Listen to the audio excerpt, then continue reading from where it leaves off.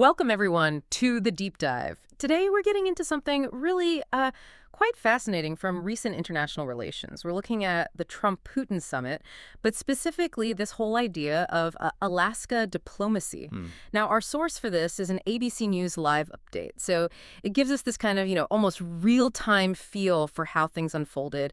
And our mission, really, is to unpack what happened, the key moments, the diplomatic signals, the bigger picture implications of this meeting. Basically, a shortcut for you to get up to speed. And straight away, that name, Alaska diplomacy, it sort of grabs you, doesn't it? Why Alaska, of all places? What's the significance? And what even is diplomacy when you have these two very strong personalities meeting? Let's unpack it. It's a great place to start, definitely, because, some of the locations, they're rarely just picked out of a hat. ABC News analysts pointed this out right away.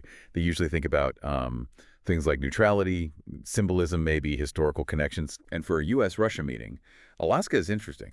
Commentators on the live feed were sort of debating, was it meant as neutral ground, away from Europe? Or maybe a kind of symbolic bridge, because it's so close geographically to Russia, almost like a nod to shared history or maybe even that old border. A bridge, huh? That's interesting. And what really came through in a lot of the reporting was how Alaska kind of subtly points to shared Arctic interests, with shipping lanes opening up, resources. The setting itself starts to feel like part of the message, a hint about priorities, maybe shared, maybe contested in the Arctic. Wow. Okay. So the location itself is sending signals before anyone even speaks. That's quite something. But all right, the stage is set in Alaska. What did ABC's coverage, the cameras, the reporters tell us about the main players, Trump and Putin? Their goals, their interactions? Yeah, ABC definitely focused on that pre-summit buildup. From what was reported, Trump's team was publicly talking about, improving the general tone, seeking cooperation on things like counterterrorism, sort of framing it as a potential reset. A reset, right. And Putin? For Putin, ABC highlighted objectives more around reinforcing Russia's place on the world stage. There were hints about wanting talks on easing sanctions, maybe, and definitely addressing security concerns closer to home for Russia, like Eastern Europe. Very different starting points, it sounds like. And the commentary really zeroed in on their diplomatic styles, even before they met face-to-face. Trump, often seen as more direct, maybe even transactional, whereas Putin is known for being very calculated, very strategic. That initial handshake, ABC's live feed showed it, and analysts immediately started dissecting it. Oh, yeah, the handshake analysis. Exactly. How long was it? How firm? Trying to get those first little clues about how these very distinct personalities might mesh or clash during the talks. Fascinating. And it's in those talks, I guess, where the real meat of the summit is. What specific issues, what global hotspots or sticking points that ABC News report were actually discussed? We're thinking, Syria, Ukraine, arms control maybe, economics, and of course the cyber stuff, election interference allegations. Well, the live updates painted a fairly clear picture of the agenda. Syria, for instance, that seemed to dominate one of the early closed-door sessions. ABC had a source suggesting Russia was pushing for some kind of joint statement on humanitarian aid, but crucially, one that didn't mention President Assad's future. That was always a sticking point for the U.S. Right. That makes sense. What else? Ukraine, of course, was a major topic.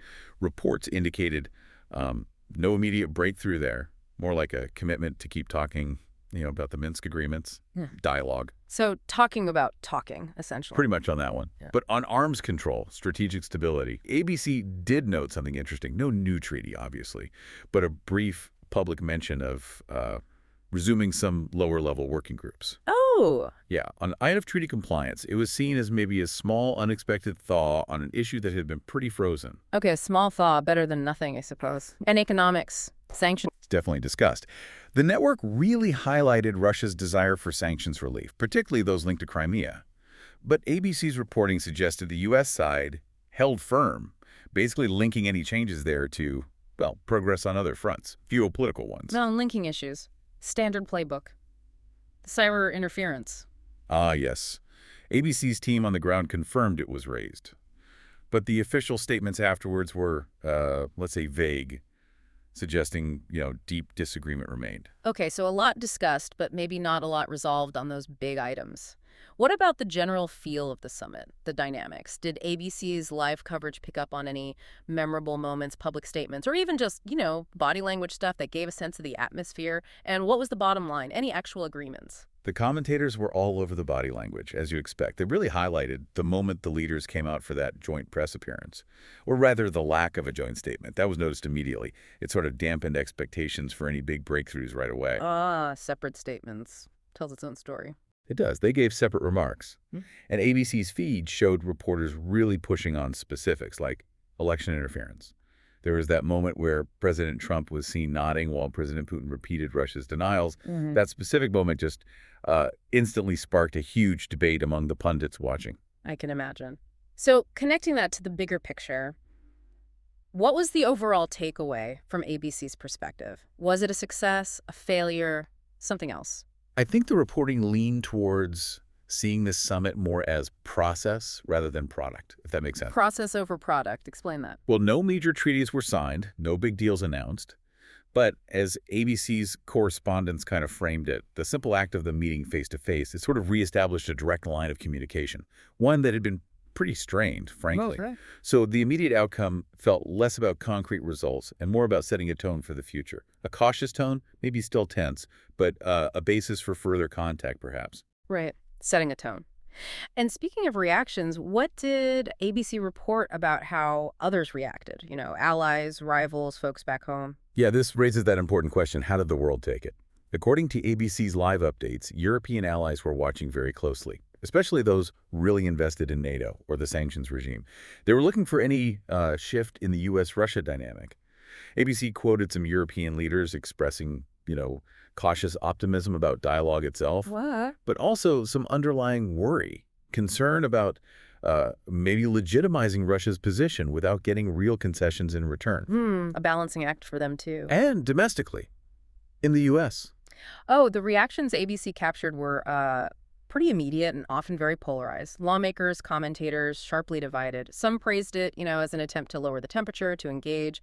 Others were highly critical, feeling there wasn't a firm enough stance on things like the election interference issue. So pretty split. Yeah. Very split.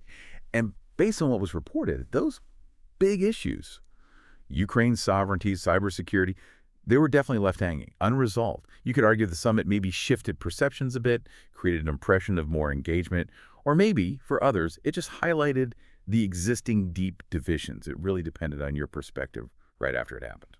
And there we have it, a pretty rapid deep dive into the Trump-Putin summit, this whole Alaska diplomacy angle seen through that ABC News live update lens. We've touched on the why Alaska, the leaders' agendas, the key issues like Syria and arms control, the summit's feel, and the immediate fallout. So what's the final thought for you, our listener? As you think about all this, maybe consider this. Beyond the official statements, beyond the headlines, how much of this high-level international diplomacy actually happens out in the open? And how much is in those quiet, maybe unstated exchanges between leaders? What could be the unseen ripples, the long-term effects of a meeting like this one in Alaska that maybe we only really understand years down the line, something to mull over?